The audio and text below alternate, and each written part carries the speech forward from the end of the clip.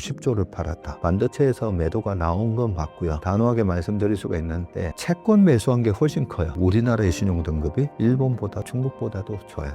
국가 부도에 대한 위험이 거의 없다는 거랑 마찬가지입니다. 예금 적금으로는 내 돈이 계속 녹을 수밖에 없습니다. 물가를 해지하기 위해서 돈만 가지고 있으면 저축이 안 돼요. 인플레이션 때문에. 그 분야의 1등 기업의 주가 상승률을 보면요, 연평균 수익률이 20%가 넘어요. 첫 발걸음은 무조건 을 사는 겁니다. 인플레이션을 해치할 수 있다.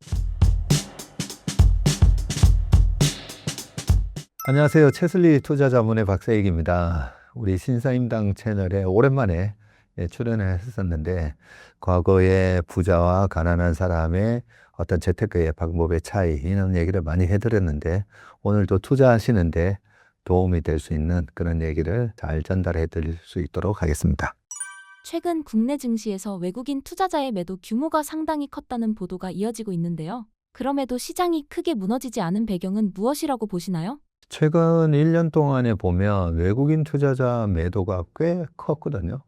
저 같은 경우에는 시장의 전략, 이런 걸 전망, 이런 자료를 만들기 위해서 항상 외국인 매매를 체크를 하는데, 최근에 외국인이 많이 팔았습니다. 많이 팔았는데, 자, 그렇다면 외국인 매도가 많이 이어졌을 때 나중에 소위 말하는 시스템 리스크, 2008년과 같은 금융위기, 이런 상황이 혹시 도래할 수 있지 않을까, 이런 걱정을 아마 많이 하실 거예요. 그런데 2006년, 7년 그때 당시에 2008년까지 외국인이 70조를 팔았거든요. 네, 꽤 많은 금액을 팔았었습니다. 그리고 최근에 들어와서도 외국인이 3월 한 달에만 거의 선물하고 합치면 50조를 팔았다. 이렇게 돼 있는데, 그동안에 1년 동안의 외국인의 주식 매도는 반도체가 너무 올라가면서 반도체에서 매도가 나온 건 맞고요. 그런데 이 매도가 한국 경제를 암울하게 보고 나온 매도가 아닐까, 이런 걱정들을 하시잖아요. 그런데 제가 단호하게 말씀드릴 수가 있는데, 외국인이 우리나라 주식 매도한 것보다 최근에 1년 2개월 동안 채권 매수한 게 훨씬 커요. 네, 채권 매수한 자금이 1년 2개월 동안에 거의 3배가 더 많습니다.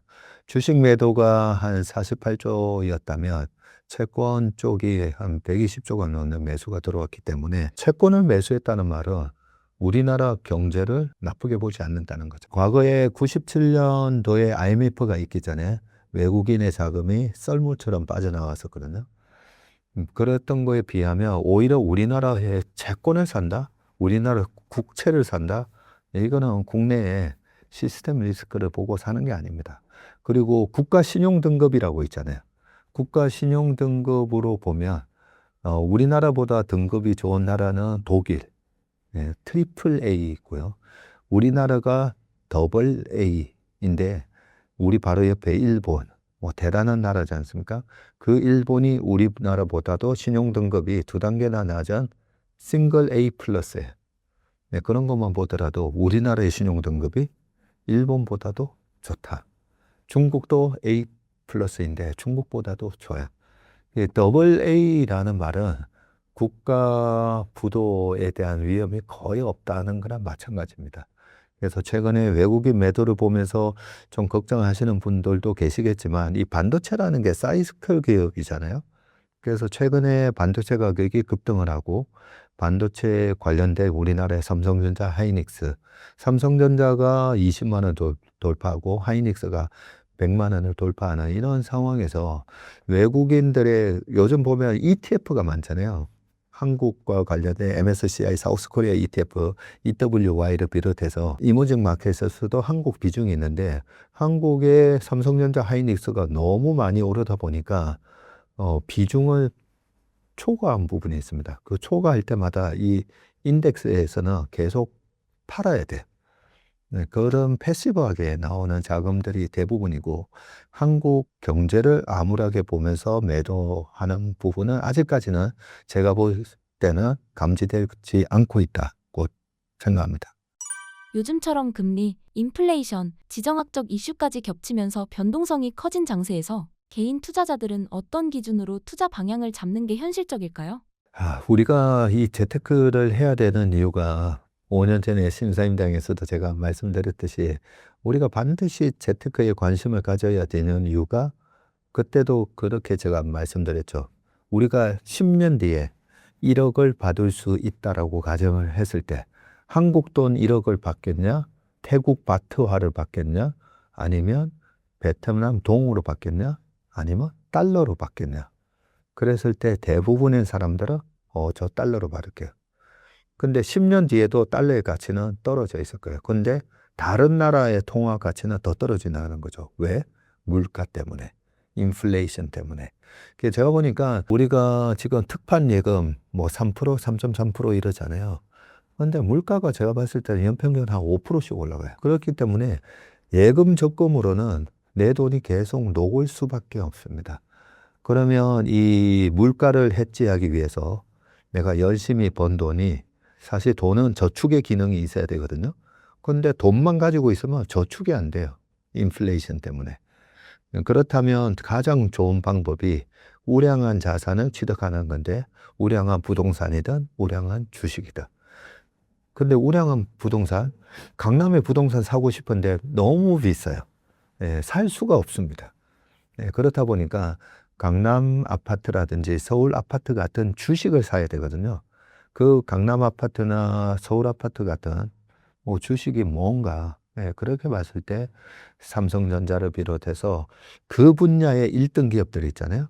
그 분야의 1등 기업들이 다 소위 말하는 핵심 우량 자산이라고 할 수 있고요. 그 분야의 1등 기업의 주가 상승률을 보면요. 구글이나 아마존이나 전부 연평균 수익률이 20%가 넘어요. 23%, 26%. 엔비디아 같은 경우는 최근 10년 동안 70% 이렇게 나오는데 뭐 꼭 엔비디아 같은 주식이 아니더라도 그 분야의 1등 기업을 사면 20% 넘는 수익률이 나오면 우리가 물가를 충분히 해지할 수 있잖아요. 그죠?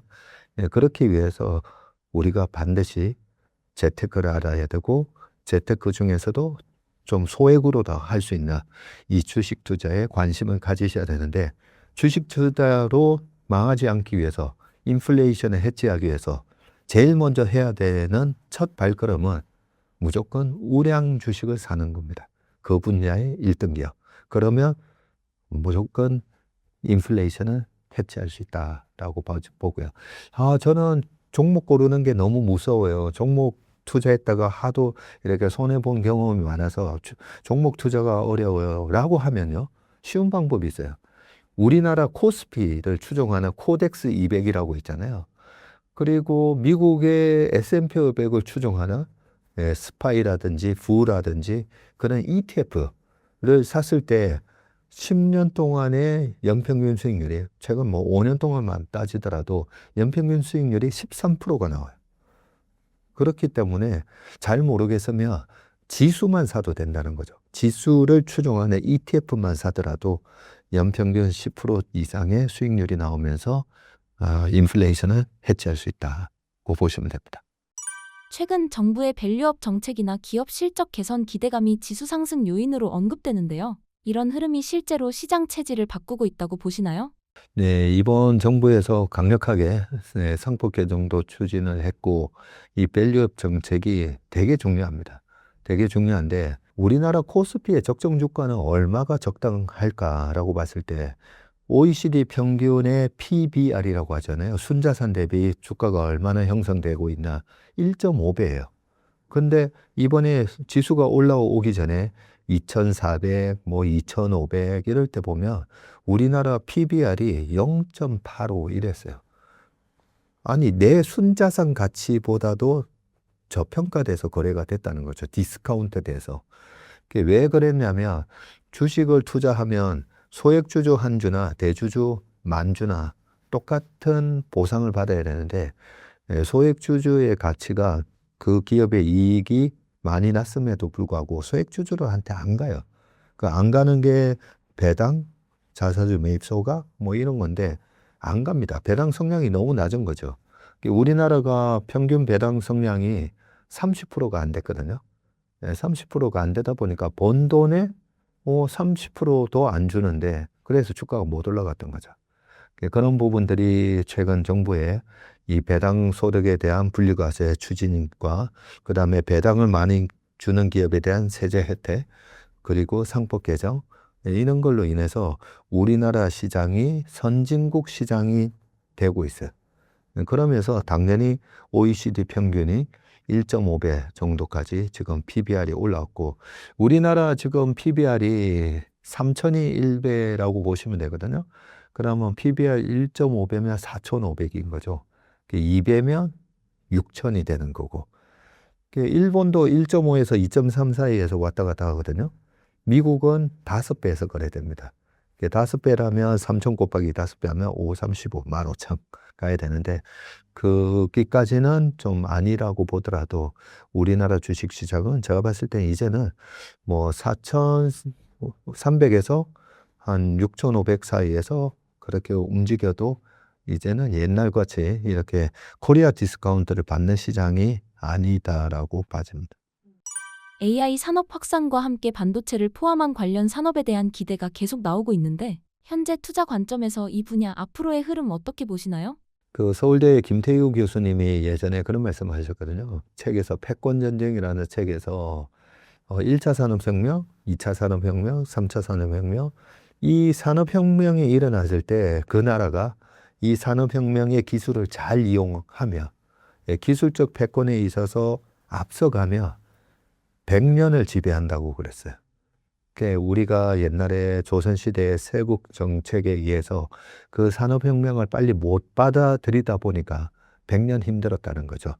그러면 지금 4차 산업혁명 그것도 AI 혁명으로 이어지고 있는데 그 혁명에 있어서 정말 다행인 게 우리나라가 보면 미국만 가더라도 와이파이가 잘 안 돼요. 우리나라는 굉장히 속도가 빠릅니다. AI가 확산될 수 있는 인프라 자체가 너무 잘 돼 있어요. 지하철에서도 우리가 얼마든지 유튜브든 다 볼 수가 있잖아요. 그죠? 그 인프라가 잘 돼 있고, 그 다음에 그 인프라를 구축하기 위해서 옛날에 우리가 건물을 짓는다든지 다리를 놓는다든지 했을 때 필요한 게 시멘트나 철강이잖아요. 그걸 우리가 산업의 쌀이라고 보면 지금 4차 산업혁명의 AI 인프라를 구축하는 데 있어서 가장 중요한 소재가 반도체예요. 반도체 없이는 아무것도 안 됩니다. 그 반도체에 있어서 시스템 반도체, 메모리 반도체가 있지만 일단 이 메모리 반도체에 있어서 우리나라가 탑티어 1등이라는 거. 그래서 삼성전자 하이닉스가 이번에 삼성전자 실적에서도 나왔지만 뭐 올해 합쳐서 뭐 한 600조 번다. 내년에는 뭐 700조, 800조가 된다 이러는데 막대한 지금 달러를 벌고 있는데 그 배경이 바로 미국, 중국의 패권 경쟁 속에서 AI 패권 경쟁이거든요. 그 패권 경쟁 속에서 반드시 필요한 게 이 메모리 반도체다 보니까 우리가 그 4차 산업혁명의 가장 핵심 소재를 우리가 가지고 있고 그 부분 때문에 정부의 밸류업 정책 플러스 AI 모멘텀. 이 AI 모멘텀이 제가 보니까요. 80년대에 PC 원 퍼스널 컴퓨터잖아요. 그래서 빌 게이츠가 그때 한 사람이 한 컴퓨터를 쓰는 시대가 올 거다 했는데 그때만 하더라도 컴퓨터라는 거는 날씨를 예측하기 위해서 슈퍼컴퓨터를 쓰고 그래서 기업에서 그 막대한 돈을 들여서 컴퓨터를 돌린다는 개념이었지 한 사람이 한 대의 컴퓨터를 쓴다? 그랬던 개념이 한 15년 동안 원 데스크, 원 PC 요 개념으로 바뀌면서 당시에도 보면 IBM 주가가 한 10몇 년 동안 계속 시가총액 1등이었어요. 그런 거 보면 지금 챗GPT가 쏘아 올린 이 AI 모멘텀이 22년 11월이었잖아요. 그러니까 뭐 23, 24, 25, 이제 26 아직 4년도 안 됐어요. 그래서 이번 AI 인프라 사이클의 모멘텀은 아직까지도 제가 봤을 때는 3분 응선밖에 안 되는 것 같아요. 그래서 우리나라의 그 삼성전자 하이닉스를 비롯해서 이 IT의 소재를 갖고 있는 뭐 MLCC 같은 것도 있잖아요. 이런 회사들이 크게 성장할 수 있는 지금 모멘텀이 시작됐다고 보고 있습니다. 최근 시장 조정을 두고 건전한 조정이라는 시각과 추가 하락 가능성을 보는 시각이 공존하는데요. 지금 구간을 어떻게 판단하는 게 합리적일까요? 저희가 2월 달에 6천 돌파할 때 앞으로 3월 달부터는 자금을 받지 말자. 예, 저희 자금 안 받습니다. 그렇게 어나운스를 했었거든요. 2021년도에 3천을 돌파할 때 그때도 저희가 자금 안 받습니다 라고 했었습니다. 왜냐하면 작년에 75.6%가 코스피가 올랐는데 올해 1월, 2월 두 달 만에 48%가 올랐거든요. 그 48%가 두 달 만에 오른 적은 우리나라 역사에 없어요. 그 정도로 굉장한 오버슈팅이 나왔었고, 그리고 아까 PBR 개념 말씀드렸는데 6천이 넘어가면 우리나라 PBR이 2배가 넘어가게 되고, 과거 2007년도에 2008년 금융위기 오기 전에 2007년도에 펀드 붐이 불었을 때 그때도 우리나라 PBR이 1.9까지 갔었거든요. 예, 그래서 최근에 2배가 넘어가면 이 부분은 단기적으로 조금 과하다. 예, 좀 비싸졌다. 예, 비싸지고 단기간에 올라오면 반드시 조정을 받게 돼 있습니다. 그걸 기술적으로는 우리가 차트를 보면 이동평균선이 다 있잖아요. 5일 이동평균, 20일, 60일, 120일, 200일 한데 그 120일의 이동평균하고 주가가 너무 이렇게 괴리가 생기게 되거든요.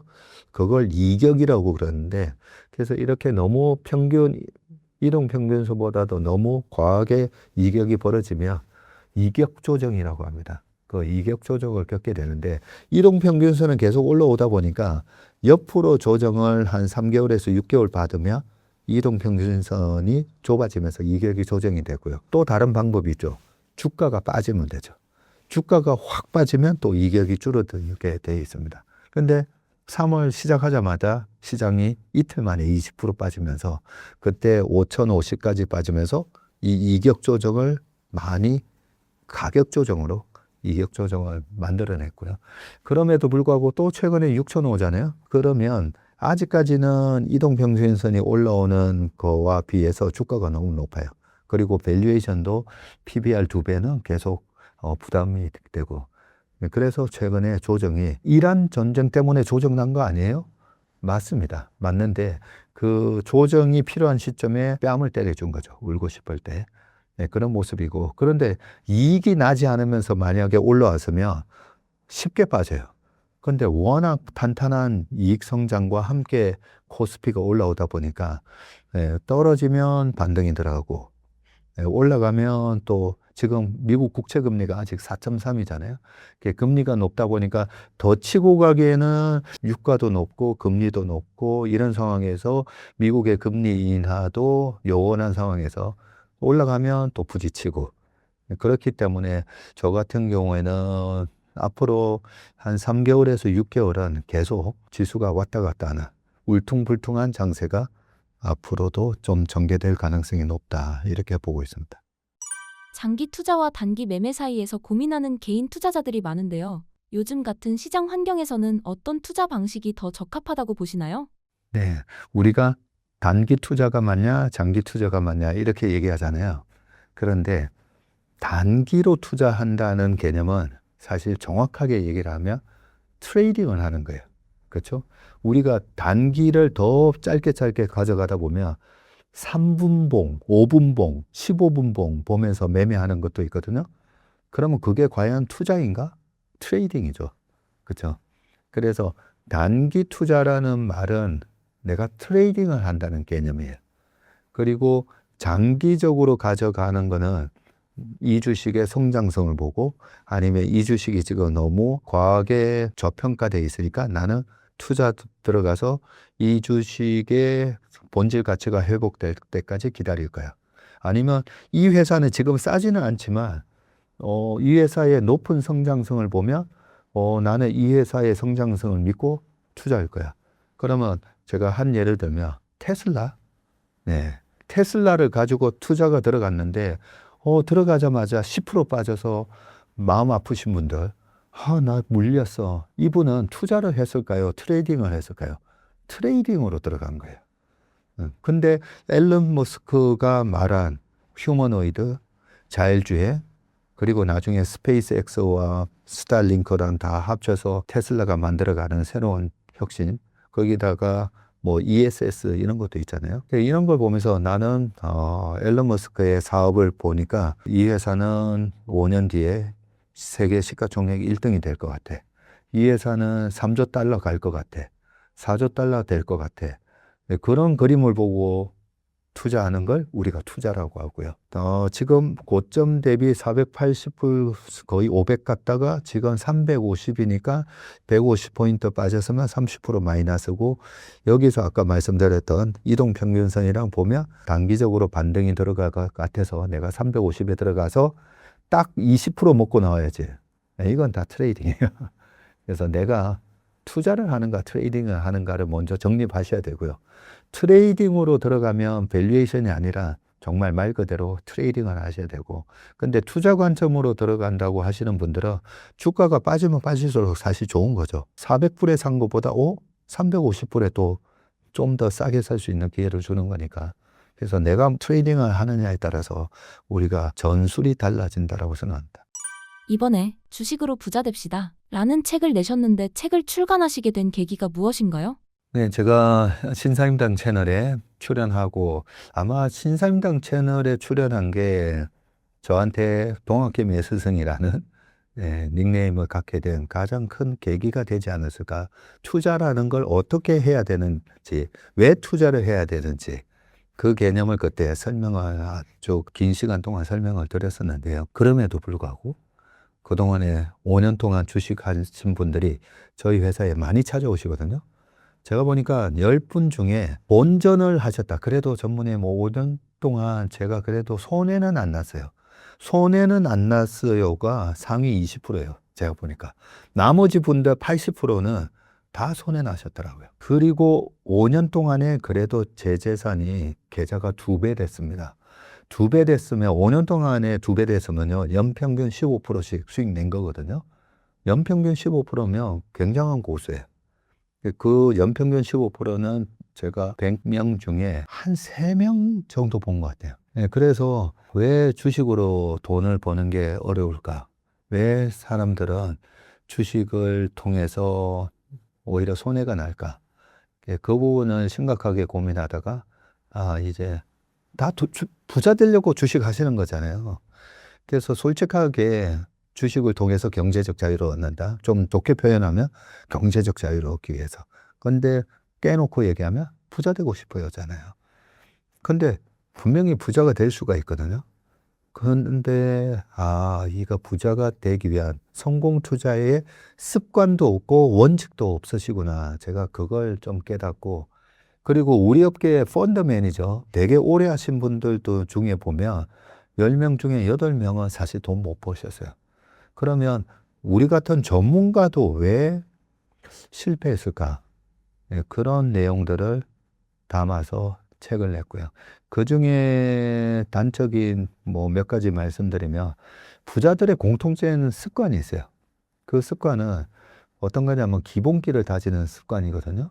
그 투자의 기본기가 뭘까요? 투자라는 거는 기업의 가치가 변화하는 거잖아요. 국제 정세에 따라서도 변하고, 이번에 우크라이나 러시아 전쟁 때문에 우리나라 방산이 엄청 좋아졌잖아요. 그런 변화를 어디서 우리가 알 수 있느냐? 네, 그 신문에서 알 수 있다는 거죠.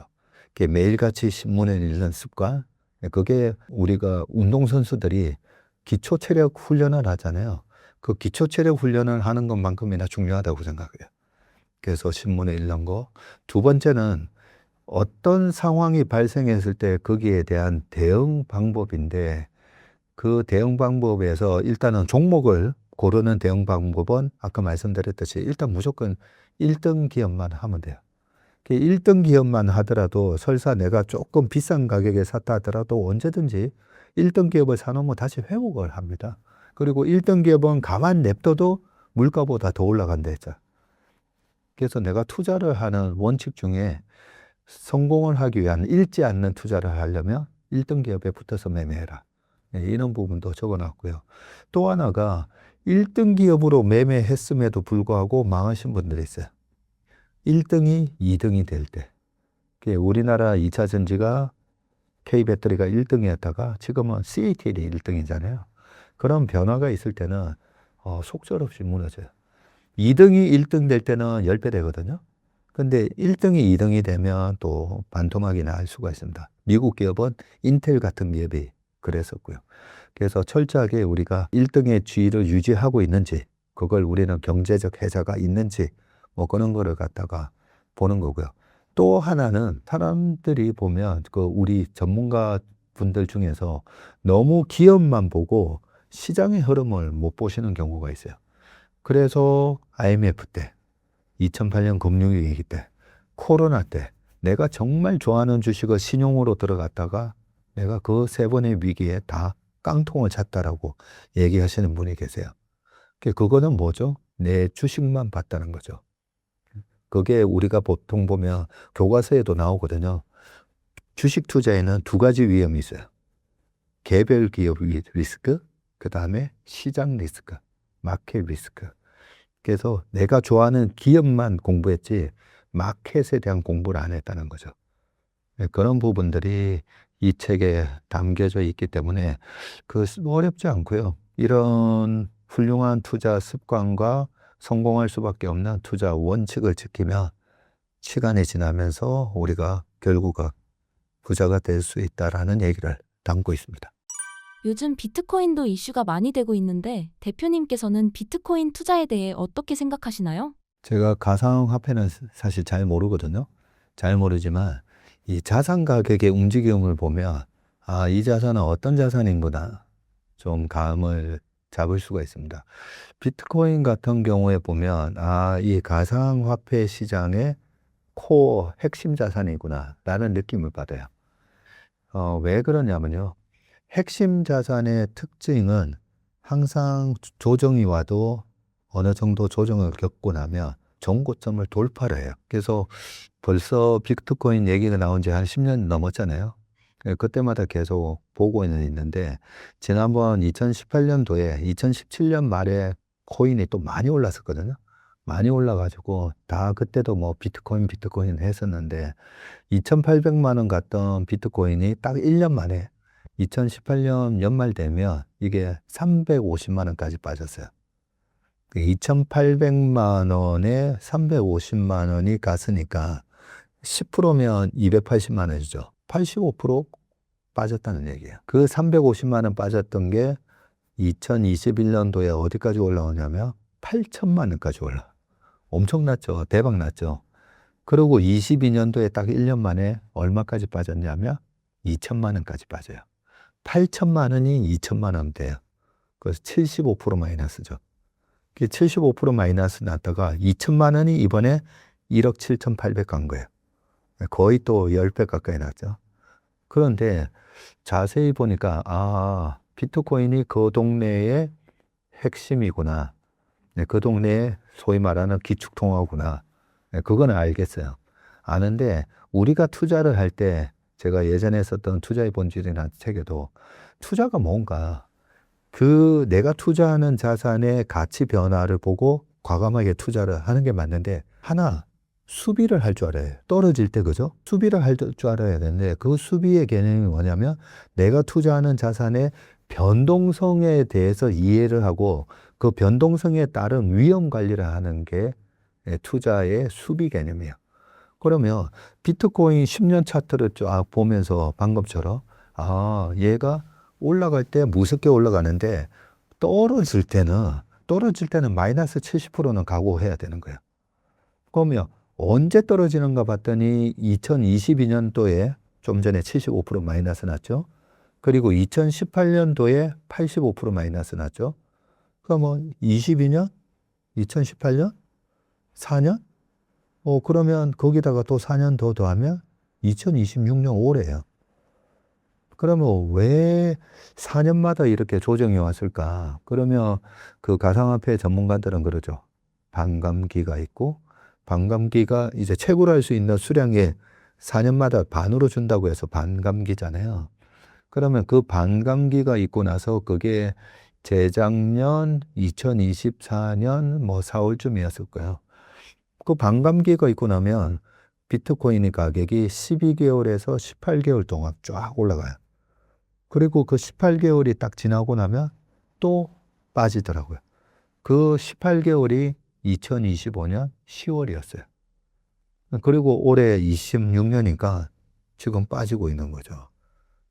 그래서 비트코인이 장기적으로 뭐 3억을 가고 5억을 가고 그 부분은 그렇게 될 가능성이 높다라고도 저도 생각은 하지만 우리가 이거에 2천만 원에 산 거랑 2억에 산 거랑은 이미 너무 다르잖아요. 그래서 비트코인도 그동안의 가격의 등락의 패턴을 보면 올해 10월 정도에 사면 코인의 저점에서 살 수 있겠다라는 생각을 하는 거죠.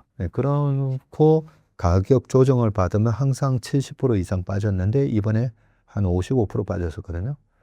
그리고 최근에 이제 좀 반등이 들어가는데 저 같은 경우에는 좀 더 기다려야 되지 않나? 그런 생각을 하는 거죠. 기다렸다가 마이너스 75%까지 안 빠지면 뭐 그것도 다행인데 본격적으로 오르는 거는 보통 미국의 중간 선거가 있고 난 이후부터 올라요. 그러니까 올해 중간 선거가 11월 초에 있으니까 그러면 비트코인은 저는 10월 달쯤 살까? 22년도에도 저는 똑같은 생각했거든요. 22년도 10월 달에 미국의 주가가 S&P 500 같은 경우가 3,500이 살짝 깨져요. 그때 페드가 계속 금리를 올릴 때라서 시장이 되게 안 좋았는데 그 10월 언저리부터 비트코인이 안 빠지는 거예요. 오, 희한하다. 비트코인은 페드가 계속 금리를 올리는데도 이제 8천에서 2천 갔는데 거기서부터 안 빠져요. 달러로는 15,000불에서 안 빠지더라고요. 그러고 나서 반감기 이후에 18개월을 보면서 쫙 올라오더라고요. 그래서 코인을 투자하시더라도 그리고 여기서도 한 가지 원칙이 있죠. 잡코인은 하면 안 된다는 거죠. 주식도 잡초하지 말고 제가 그 산업의 1등만 하라고 했잖아요. 그러니까 뭐 가상화폐도 마찬가지예요. 가상화폐 시장에서 1등이 뭔가 비트코인이니까. 그래서 코인을 가지고 올해 10월 전후로 바닥을 확인하는 거 보고 그때 들어가는 게 맞지 않나. 그냥 가격의 움직임으로 보면 그런 패턴이 있다는 말씀을 드리고 싶습니다.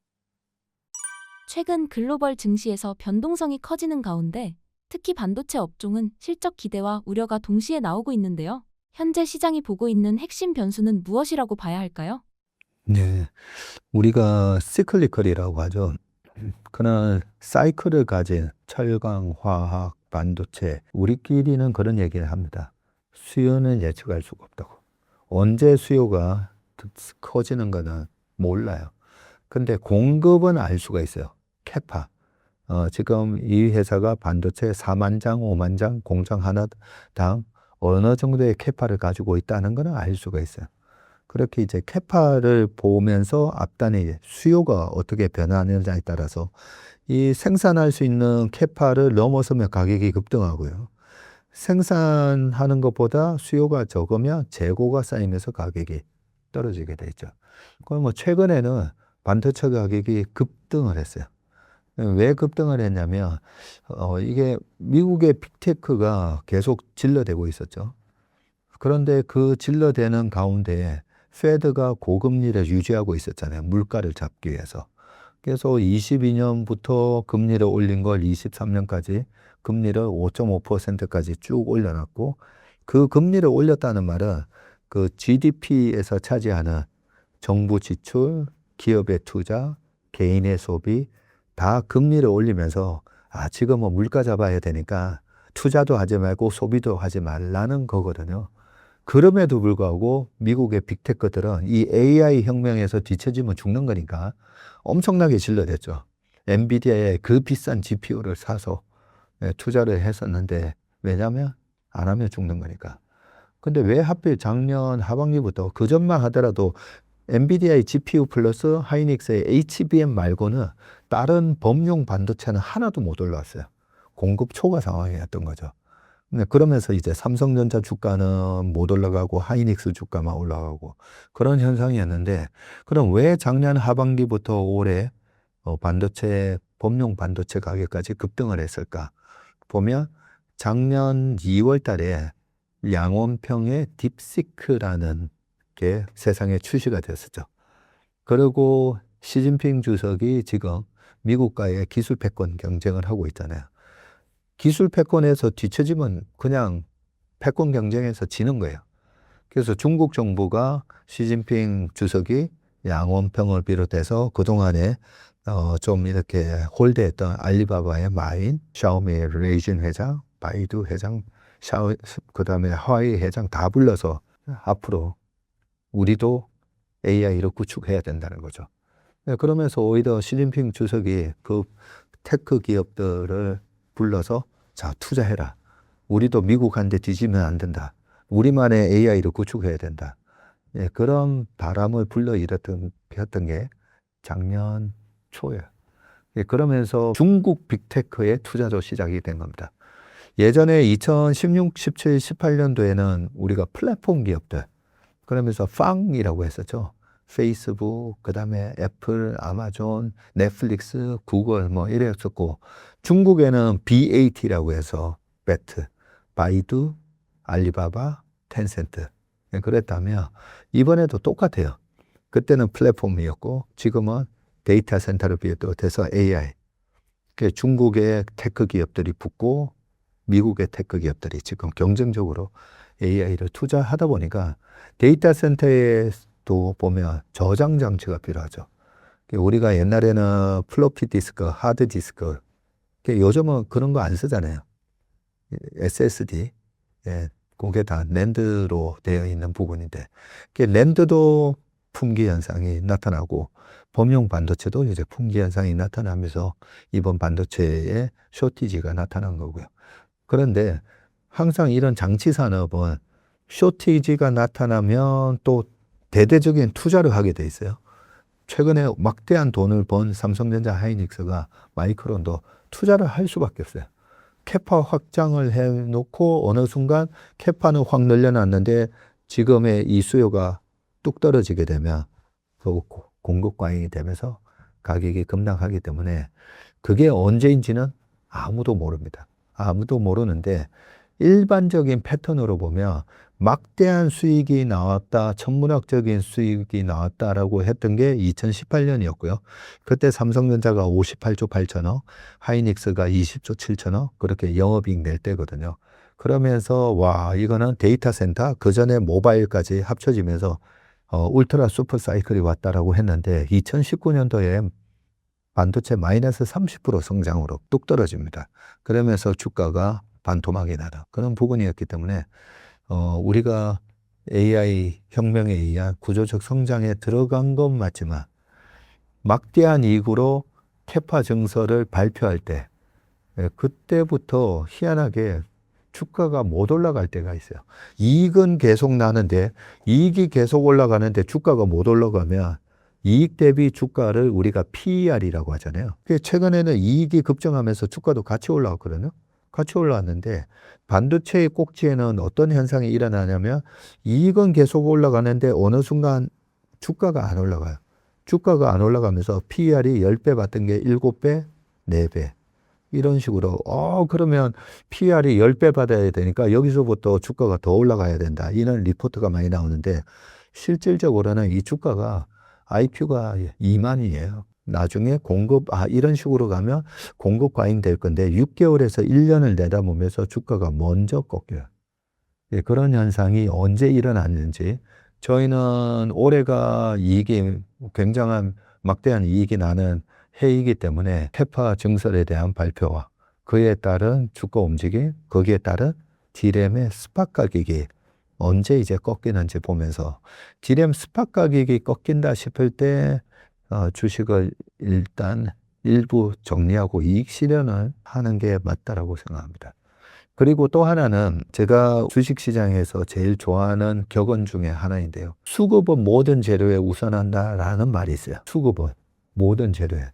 그래서 펀더멘탈이 안 좋은데도 매수가 많아지면 보통 이런 걸 뭐라고 그러냐면 S&P 500에 편입된다. 나스닥 100에 편입된다. 이러면 S&P 500을 추종하는 자금이 엄청나거든요. 그 자금에서 ETF에서 매수가 들어오면서 주가가 올라가요. 네, 그런 거와 마찬가지로 수급은 모든 재료에 우선하는데 아까 코인 시장이 올해 하반기까지는 좀 지켜볼 필요가 있다 한 게 스테이블 코인이라는 게 등장을 했잖아요. 작년에 스테이블 코인, 이렇게 서클 뭐 이런 것들이 하면서 그쪽 시장에도 새로운 큰 매기가 하나 들어온 거예요. 그러면서 비트코인의 약세, 그 외에 알트코인들은 많이 빠졌어요. 그나마 비트코인이 55% 빠졌지만 다른 코인들은 막 70%, 80% 빠졌잖아요. 자, 그와 마찬가지로 반도체 주가도 큰 물량이 들어오면 주가가 빠질 건데 창신 메모리라고 있잖아요. 중국의 창신 메모리가 올해 하반기에 상장을 해요. 그러면 창신 메모리의 지금 시가총액을 한 120조 언저리로 보고 있는데 그 창신 메모리가 상장을 하면 반도체 플레이어가 또 많아지는 겁니다. 그리고 상장과 함께 자금을 조달해서 창신 메모리도 또 투자를 하겠죠. 그러면 24년도에 삼성전자가 주가가 5만 원까지 떨어졌을 때, 삼성전자 밑에서는 중국 창신 메모리가 쫓아오고 있다는 거죠. 그런 부분에 있어서 과연 중국과의 경쟁에서 또 치열해지면서 마진이 박혀지는 거 아닌가 우려가 있었는데, 이번에 창신 메모리 상장할 때 또 비슷한 얘기가 나오면서 주가가 약간 조정을 받을 수도 있기 때문에 일단 올해 7월부터 10월 달까지는 반도체 비중도 한 3분의 1에서 절반 정도 줄이고 좀 관망을 하는 게 낫지 않나는 생각입니다. 이와 관련해서 현재 반도체 업황은 전체 사이클 기준으로 어느 구간에 위치해 있다고 판단하시는지도 궁금합니다. 아니요, 그 부분도 짚고 넘어가야 되는데요. 조정이 있을 수 있다라는 말씀을 드리면서 조정이 오면 또 사도 돼요. 반도체는. 네, 창신 메모리 상장해도 또 사면 돼요. 왜냐하면 창신 메모리나 중국의 반도체 기업이 미국의 제재 때문에 삼성전자, 하이닉스, 마이크론 수준까지 쫓아오는 데는 영원히 못 쫓아올 수도 있다고 저는 생각해요. 그렇기 때문에 심리적으로, 수급적으로 일시적인 영향을 준다는 거고요. 반도체 사이클을 보면 필라델피아 반도체, 그리고 삼성전자, 하이닉스를 비롯해서 반도체 장비 회사의 1등인 어플라이드 머티리얼이나 이렇게 차트를 보면요. 반도체 주식만큼 안정적으로 올라가는 주식도 없어요. 왜냐하면 기술적 진입장벽, 그리고 자본적인 진입장벽, 또 하나 미국 정부의 강력한 제재 조치. 이것 때문에 과점화되어 있는 시장이에요. 그래서 반도체, 필라델피아 반도체 지수를 보면요. 조정은 10개월, 랠리는 2년. 조정 10개월, 랠리 2년. 이런 식으로 올라가기 때문에 이번 조정이 언제 있었냐면 24년 8월에 모건 스탠리에서 반도체 계열이 올 수 있다. 그러면서 작년 4월까지 딱 10개월 조정받았거든요. 그러고 나서 지금 시작했는데 이제 1년이잖아요. 그래서 이번에 조정이 오더라도 급락하는 조정은 아니고요.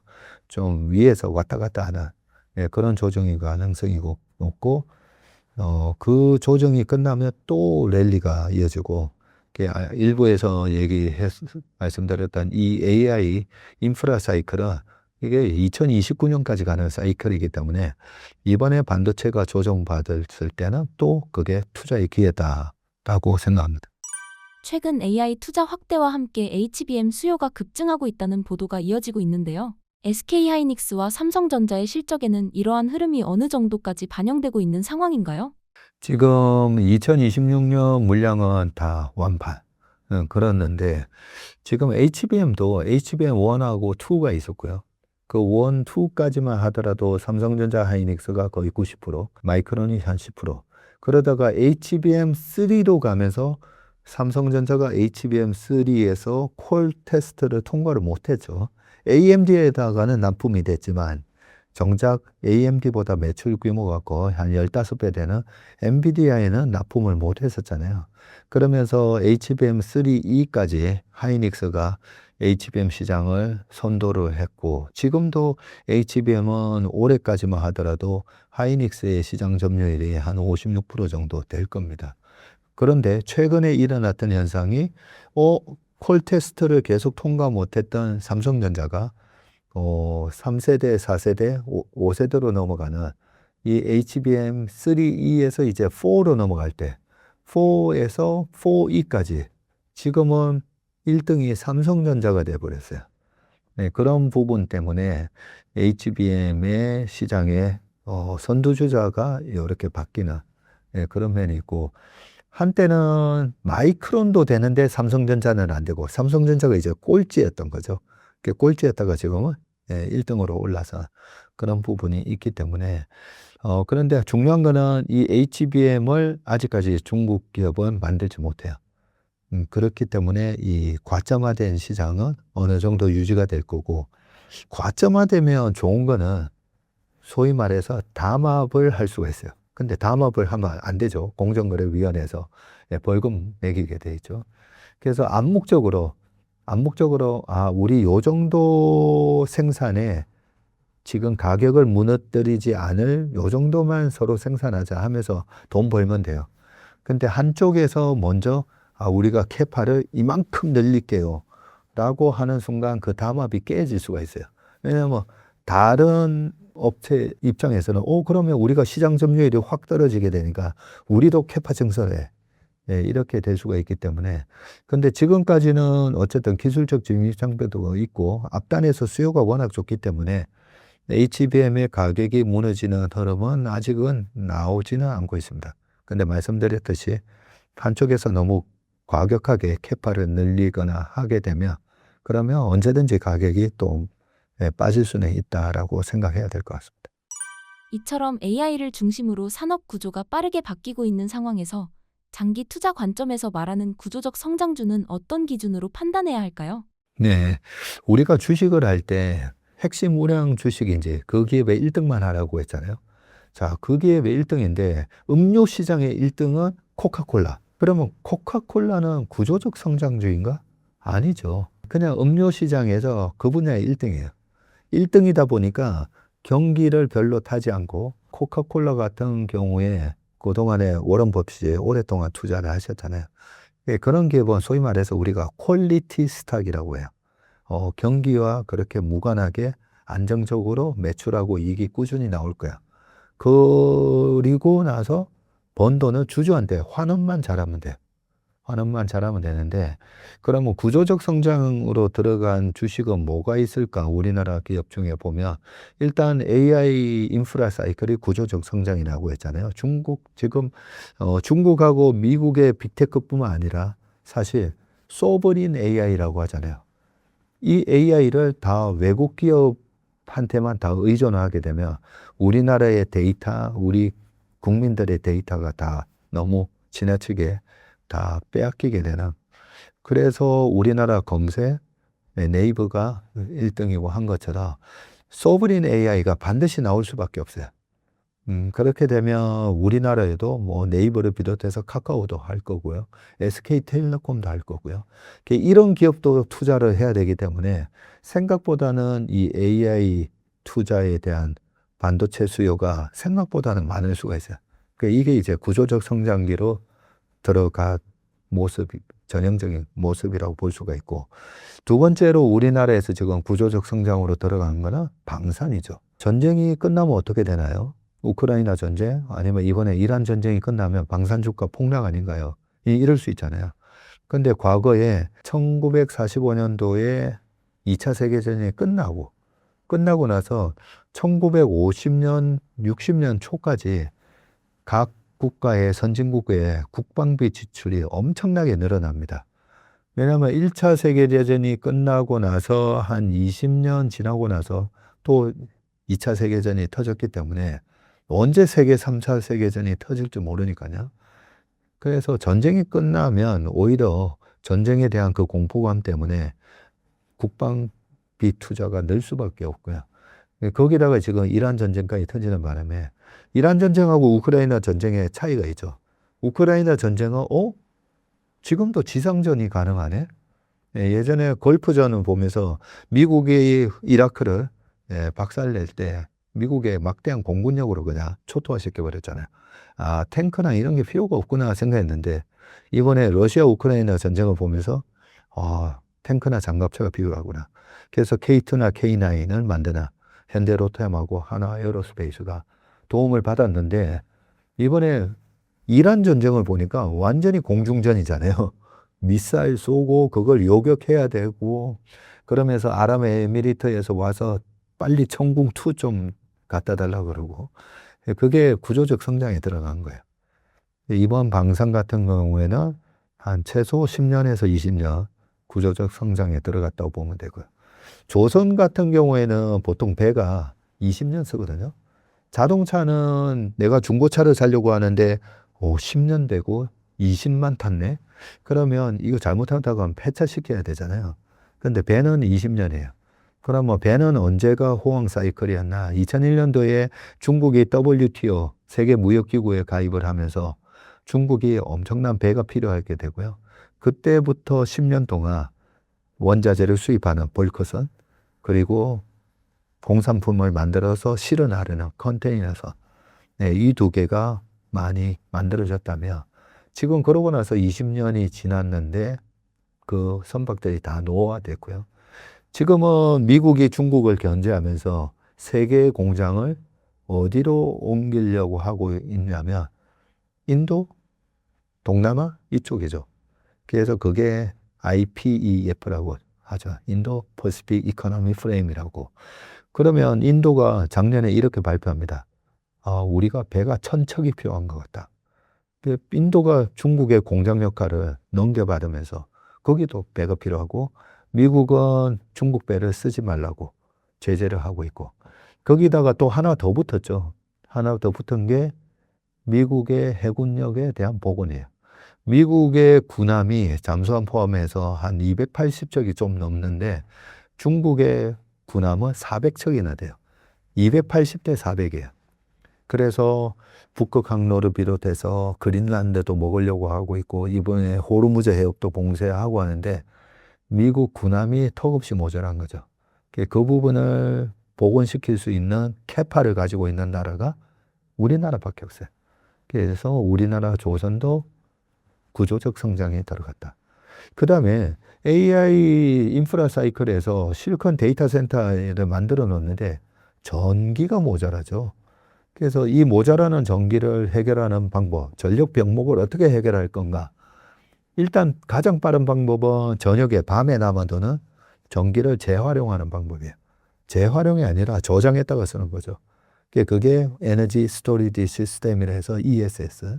그래서 전기차를 보고 막 캐파가 너무 공급 과잉이 됐던 이 2차 전지 시장에 ESS, AI 인프라 사이클 때문에 이 에너지 저장 시스템 ESS 쪽이 고성장을 하면서 그쪽으로 지금 캐파를 돌리고 있어요. 그런 거 보면 전력 쪽이 하나의 또 구조적 성장으로 들어간 부분인데 그러다 보니까 이제 뭐 변압기도 필요하고요. 전력을 안정적으로 내보내기 위해서 ESS가 필요하고요. 자동차, 전기 자동차를 비롯해서 핸드폰이라든지 컴퓨터에서 공급된 전력을 또 안정적으로 공급해주는 역할이 댐 역할을 하는 게 바로 MLCC 같은 콘덴서 같은요. 그런 것도 폭발적으로 지금 수요가 늘어나고 있습니다. 그런 부분들이 어떻게 보면 좀 구조적 성장으로 들어갔고 ESS 말고 좀 장기적으로 전력을 좀 빵빵하게 생산을 하는 게 원자력인데 원자력이 예전처럼 대형 원전은 12년에서 15년 걸리거든요. 그런데 소형 원전은 3년밖에 안 걸려요. 그래서 소형 원전 시장이 또 구조적 성장에 들어갔는데 소형 원전이 됐던 대형 원전이 됐던 그 원자력 터빈이 필요하죠. 그 터빈을 만드는 회사가 우리나라에는 두산에너빌리티 같은 회사가 세계 탑이에요. 얼마 전에 원전의 원천 기술을 갖고 있는 미국에다가 오히려 역수출하는 그런 수주를 했다. 이런 것도 나오는 것처럼 이 전력 쪽도 보면 병목 현상이 나타나는 부분이 또 구조적 성장으로 들어간 부분이 있다라는 생각을 하고 있습니다. 요즘 시장 보면 변동성은 큰데도 계속 기회라는 얘기가 나오고 있습니다. 지금이 개인 투자자 입장에서 진짜 투자하기 좋은 시기라고 볼 수 있는 건가요?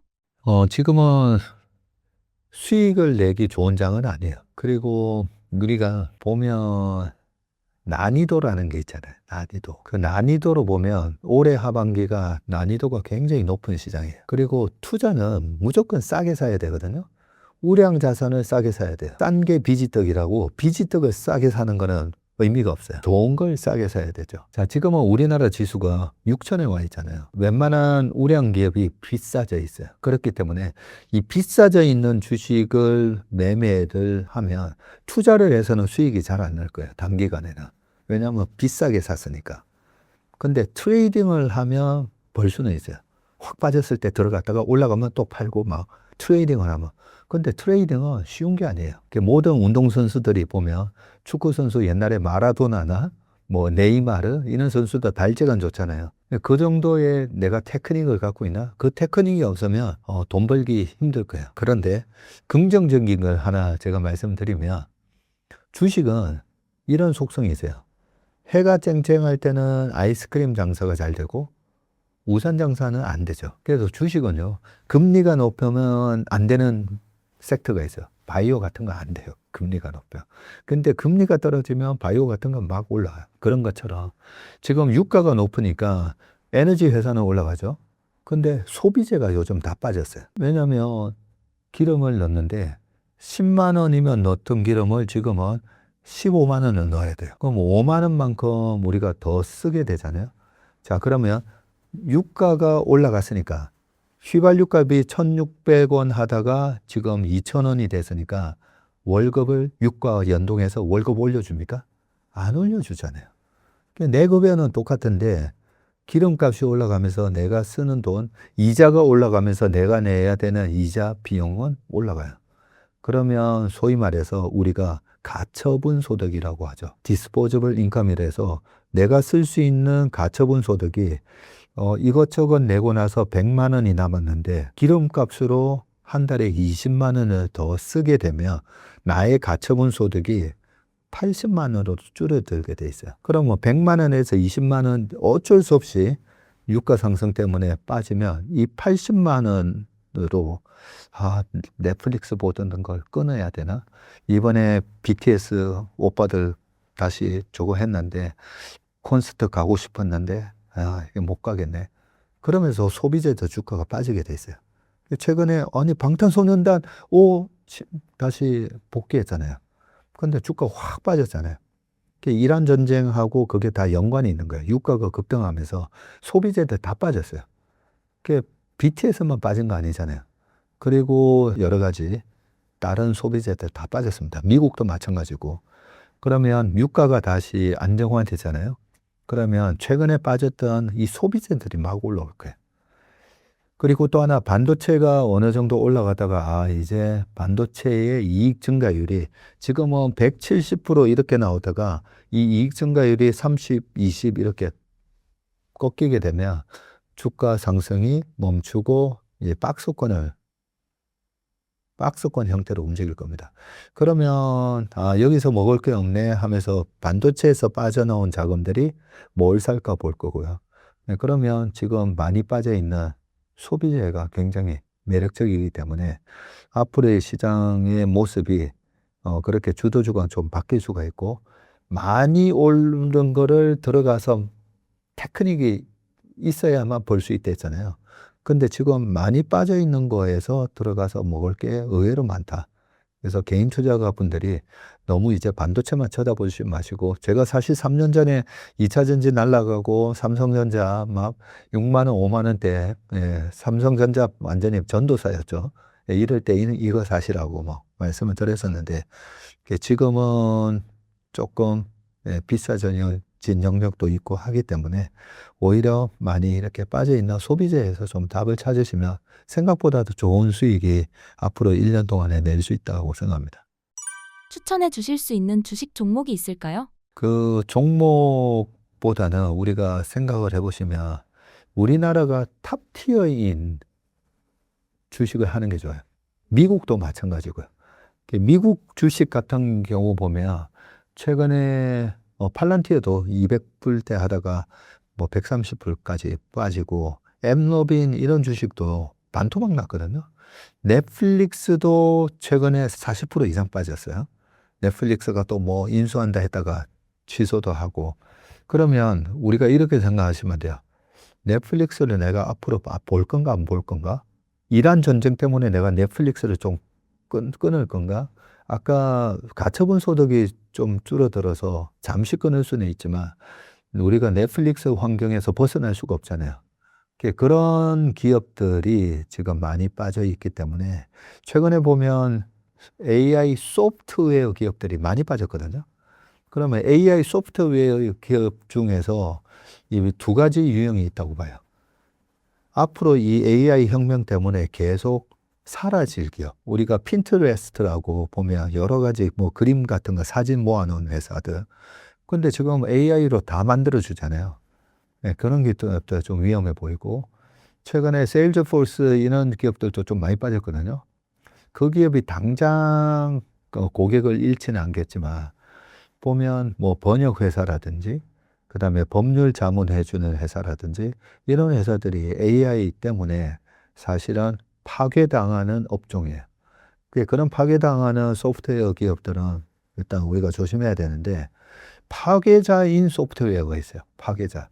그 파괴자가 저는 팔런티어 같은 기업이라고 봐요. 엠노빈 같은 기업이라고 보는데 이 기업들은 AI 기술을 이용해서 훨씬 더 생산성을 높이는 기업들이에요. 이런 기업들은 지금 많이 빠져 있을 때 사는 게 맞다라는 생각을 합니다. 개별 종목을 고르기 어렵다는 의견도 많아서 ETF 투자 이야기도 많이 나오는데 요즘 같은 장에서는 어떤 방식을 추천하시나요?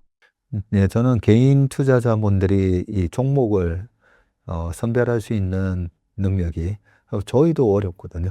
저희도 어렵기 때문에 잘 모르겠으면 이 시장이 급락했을 때 잘 모르겠으면 코덱스 200, 코스피를 추정하는 거라고 했잖아요.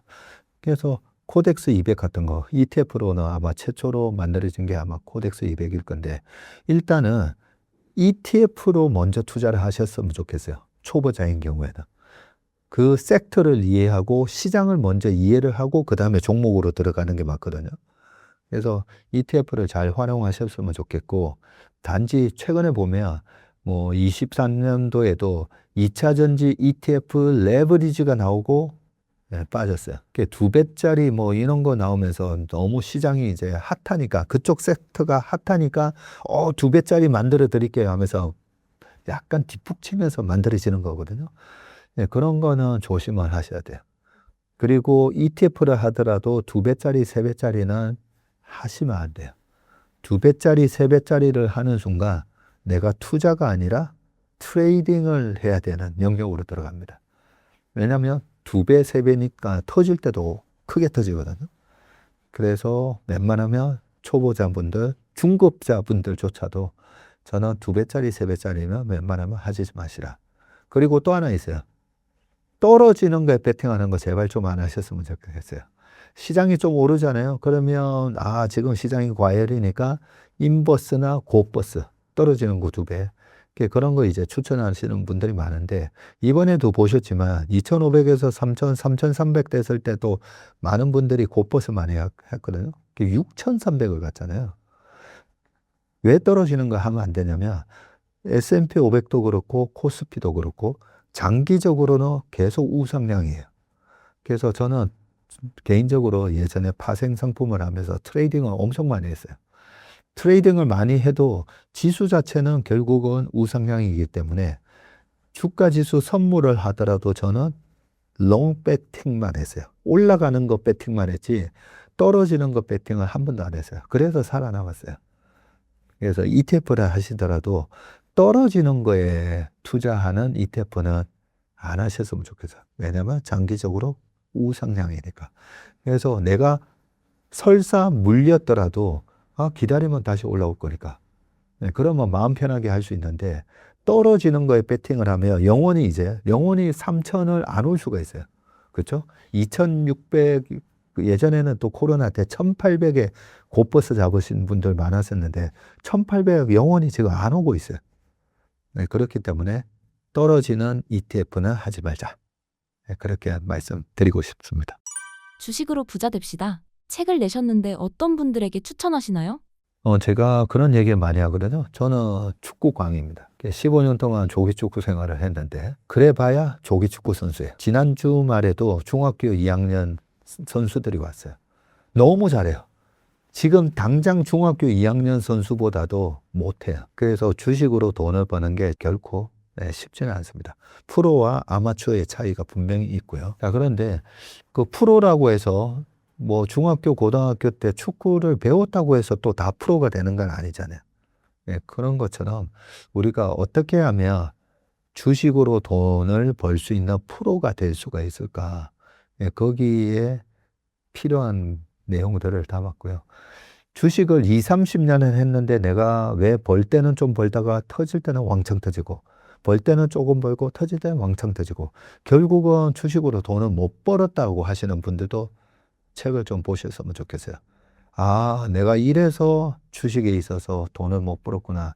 그런 내용들이 많이 담겨 있기 때문에 초보자나 그래도 내가 주식을 좀 오래 했다 하는 분들이나 이 책을 보시면서 성공 투자의 원칙을 찾으시면 좋겠고, 제가 이 책을 내면서 하나의 메시지를 드리고 싶은 부분이 있었어요. 제가 되게 좋아하는 만화 영화 라따뚜이. 라따뚜이에 보면 이런 구절이 나옵니다. Anyone can cook. 누구나 요리할 수 있다는 거죠. 그래서 거기에서 생제가 아주 유명한 요리사를 제치고 아주 요리를 잘하잖아요. 그런 것처럼 주식도 어려운 게 아니라 기본기, 그리고 이기는 투자 전략, 성공 투자 원칙, 이런 걸 지켜나가면 아마추어도 얼마든지 주식으로 돈을 벌면서 우리가 부자가 될 수 있다. 그런 생각을 하기 때문에 기본기를 다지시는데 도움이 되셨으면 좋겠습니다.